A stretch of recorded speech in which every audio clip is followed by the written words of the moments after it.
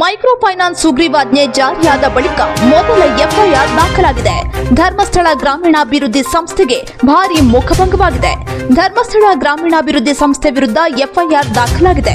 ಸಂಘದ ಬೆಳ್ತಂಗಡಿ ಘಟಕದ ಅಧ್ಯಕ್ಷನ ವಿರುದ್ಧ ಎಫ್ಐಆರ್ ದಾಖಲಾಗಿದ್ದು, ಸಾಲ ವಸೂಲಾತಿ ವೇಳೆ ಅವಾಚ್ಯ ಶಬ್ದಗಳಿಂದ ನಿಂದನೆ ಹಾಗೂ ಆತ್ಮಹತ್ಯೆಗೆ ಪ್ರಚೋದಿಸಿದ ಆರೋಪವಿದೆ. ಸಂಘದ ಸಿಬ್ಬಂದಿ ವಿರುದ್ಧ ಸಂಧ್ಯಾ ಎಂಬಾಕೆ ಗಂಭೀರ ಆಪಾದನೆ ಮಾಡಿದ್ದಾರೆ. ಘಟನೆ ಸಂಬಂಧ ಬ್ರಹ್ಮಾವರ ಠಾಣೆಯಲ್ಲಿ ದೂರು ದಾಖಲಾಗಿದೆ. ಸಂಘದಿಂದ 65,000 ರೂಪಾಯಿ ಸಾಲವನ್ನ ಸಂಧ್ಯಾ ಸಂಬಂಧಿ ಇಂದಿರಾ ಪಡೆದಿದ್ರು.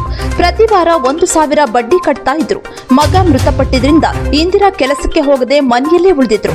ಇದರಿಂದ ಸಾಲದ ಕಂತನ್ನ ಕೂಡ ಪಾವತಿಸಿರಲಿಲ್ಲ. ತಾಯಿ ಮಾಡಿದ ಸಾಲಕ್ಕೆ ಮಗಳು ಸಂಧ್ಯಾಳನ್ನ ಸಿಕ್ಕಲೆಲ್ಲ ಪೀಡಿಸಿ ಸಿಬ್ಬಂದಿ ಹಿಂಸಿಸ್ತಾ ಇದ್ದ. 22/3/2025 ಸಂಜೆ 6ಕ್ಕೆ ಸಂಧ್ಯಾಳನ್ನ ನಿಲ್ಲಿಸಿ ಅವಾಚ್ಯ ಶಬ್ದಗಳಿಂದ ಅವಮಾನಿಸಿದ್ದ ಎನ್ನಲಾಗಿದೆ. ವೀರೇಂದ್ರ ಹೆಗಡೆ ಅವರ ದುಡ್ಡು ತಿನ್ನೋಕೆ ಆಗತ್ತೆ, ತೀರಿಸೋಕೆ ಆಗಲ್ವಾ ಅಂತ ಅವಮಾನ ಮಾಡಿ ಮನೆ ಮುಂದೆ ಕೂತು ಬಾಯಿಗೆ ಬಂದಂತೆ ಬೈದಿದ್ದ ಸಂಘದ ಸಿಬ್ಬಂದಿ. ನೆರೆಹೊರೆಯವರು ನೋಡುವಂತೆ ಅವಮಾನ ಮಾಡಿದ್ದಕ್ಕೆ ನೊಂದಿದ್ದ ಸಂಧ್ಯಾ ಸಂಘದ ಸದಸ್ಯರ ಕಿರುಕುಳಕ್ಕೆ ಬೇಸತ್ತು ಆತ್ಮಹತ್ಯೆಗೆ ಯತ್ನಿಸಿದ್ದು ಸ್ಥಳೀಯರಿಂದ ರಕ್ಷಿಸಲಾಗಿದೆ.